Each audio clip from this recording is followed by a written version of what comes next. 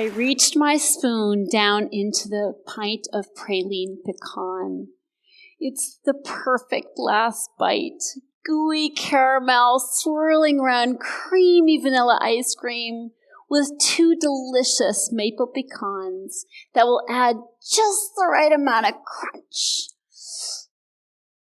But I can't enjoy this bite. You see, I've not only eaten the entire container of ice cream, but I've also devoured a full bag of popcorn, half a package of cookies, and 26 Hershey's Kisses. I feel completely sick. Disgusted, I sweep up the remains and I throw them in the trash, vowing never to eat that kind of crap again. I collapse on the couch.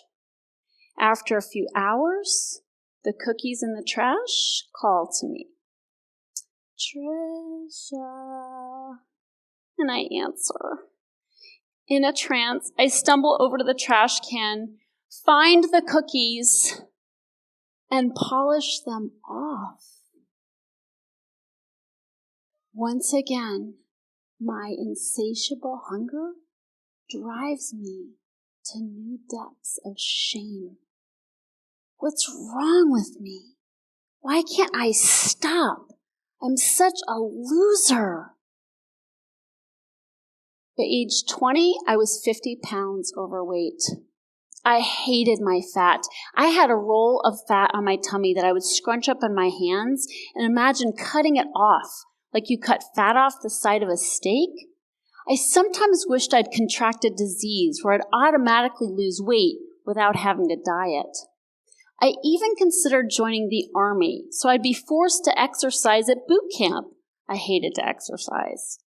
I was a yo-yo dieter, up 30, down 20, up 10. And as a result, I had several sizes of pants in my closet because I never knew what size I'd be. My skinny jeans collected a lot of dust as I whiled away years looking for the hidden solution to overcoming my weight loss problems. I found that solution. I found that key, and it wasn't through a magic diet. In fact, dozens of studies show that diets generally have a dismal success rate. A recent study in the British Medical Journal follows 22,000 adults on one of 14 popular diets. They found that within 1 year, participants regained all the weight they had lost. Yet, if you do a search on Amazon right now for diet books, you'll get roughly 50,000 results. This was my experience. No matter what diet I tried, of course, I'd start out strong. I'm doing it! Looking good, feeling good, pants getting looser.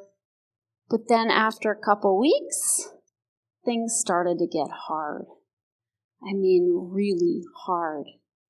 And at some point, the tension in my gut would become so unbearable that I would just break down and binge. And I always put the weight back on again. And then some. So the $1 million question is, why did it get so hard? My experience is that when I would diet, all the feelings I had stuffed with excess food would come to the surface, and I didn't have the tools I needed to deal with them. That's what kept me stuck in a cycle of self-sabotage.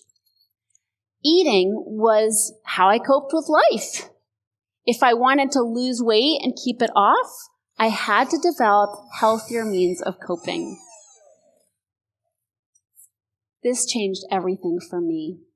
When I adopted healthy ways of addressing my emotions and stress, my weight stabilized and my relationship with food became so much more peaceful.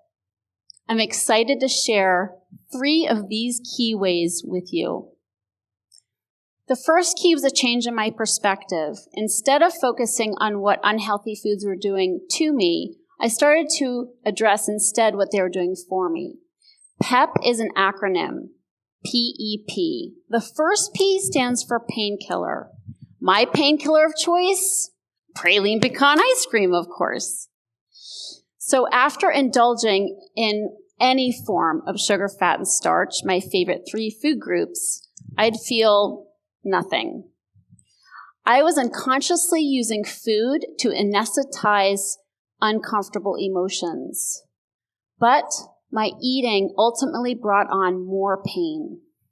The E stands for escape, because when life got a little bit too intense, either from family stress, financial fear, or just overall feelings of anxiety, curling up with my favorite foods in front of the TV always took me to a faraway place, at least momentarily. And the third P in PEP, punishment, which seems counterintuitive, I know, because yummy foods seem to be a reward. But I was hardly rewarding myself when I'd overeat and end up feeling sick. Yet I did this over and over again.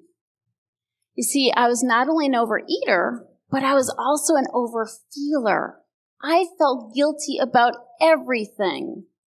And I was also super hard on myself when I'd make a mistake.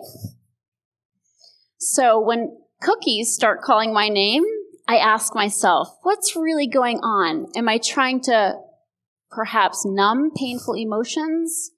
Am I looking to escape from something that's overwhelming? Or perhaps am I trying to punish myself for something I've said or done that I feel bad about? This is an easy way to begin making the connection between my eating and my emotions. The second key to finding balance is reducing stress. So in my experience, both personally and professionally, overeaters tend to be overdoers. I was always on the go, always putting everyone else's needs first, never slowing down long enough to catch my breath or eat a healthy meal. Stress plays a role in elevated cortisol levels, and cortisol increases appetite and causes our bodies to store fat instead of burn it. So for me, an important and crucial piece of the weight loss puzzle was self-care. When I began to integrate self-care practices into my life, I had more emotional balance and I had more energy. And I no longer craved coffee and chocolate for stamina. So some of the traits that worked best for me that I do every day are meditation and journaling. But you may be thinking, hey lady, I don't have time for self-care. I'm a busy professional with a job, 3 kids, and a neurotic dog. Think again. When we take time for ourselves, we actually increase our capacity to give to others. And we're also better equipped to handle life's challenges without turning to food. So another key element of self-care was changing ingrained habits that caused my stress. So in my work, I've observed several traits of emotional eaters that tend to be most common, and I refer to these traits as the anatomy of the emotional eater. The Achilles heel for most, including myself, is people-pleasing. So I lacked self-esteem, and I chased the atta-girls that made me feel worthwhile. And as a people-pleaser, I said yes to everything. Sure, I'll chair the committee, happy to host the party, and of course I'll do your job and mine, and Jerry's job. No problem. I don't know about your experience, but any time that I really knocked myself out to try to please somebody, they were never as pleased as I planned on them being. So I was not only burned out, but I was also kind of resentful. And this was the perfect storm for justifying yet another I deserve it binge. Changing this habit by learning how to say no when there's too much on my plate, so to speak, really helped reduce my stress and my feelings of hunger. Now, the last key in overcoming my emotional eating, super important, get support from a community of other emotional eaters. Research shows that group support increases weight loss results. And it makes sense, right? I mean, temptations to eat unhealthy foods are everywhere. Think TV commercials, checkout lines at the supermarket, and parties. So overindulging is a socially acceptable pastime that's difficult to curb without support. Plus, I gotta tell you, there's nothing more comforting than connecting with those that really know the shame and humiliation of behaviors like digging binge foods out of the garbage. So you might be thinking, isn't it silly to need help with something as basic and seemingly easy to control as what I put in my mouth? Not so fast. The truth is, emotional eating is one of the hardest of the addictive habits to break. Why? Because we have to eat. What we're up against is really akin to taking a growling tiger out of the cage, trying to pet the nice kitty, and then somehow get it back inside the cage without getting mauled. Not so easy unless you have the right kind of support.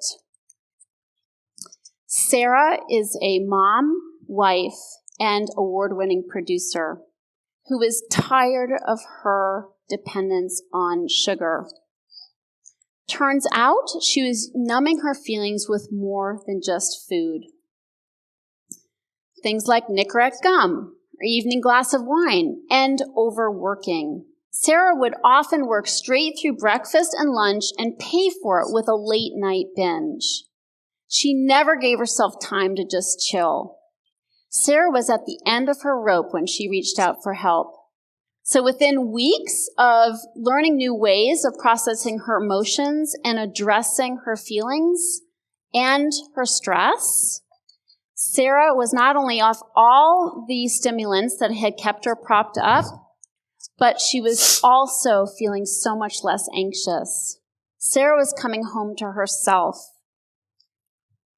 Her daughters noticed a difference and even asked how they could adopt these same practices for themselves. You can develop the same sense of peace.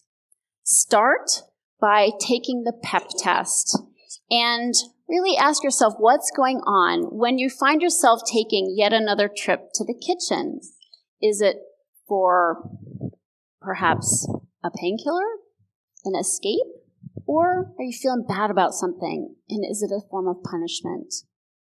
Next, manage your stress by implementing self-care habits that can help you feel more centered. And also take a look at things like people-pleasing that may be causing you more stress. And finally, nourish your soul through connection and community with other emotional eaters that can help you stay accountable and stay on track with your goals. These simple steps, while having nothing to do with food, can make a real impact on your food choices and your ability to reach a weight that works best for you. I'll leave you with this. I believe we can all enjoy a relationship with food and with ourselves that is both peaceful and self-caring. It starts with looking beyond the food for answers. Thank you.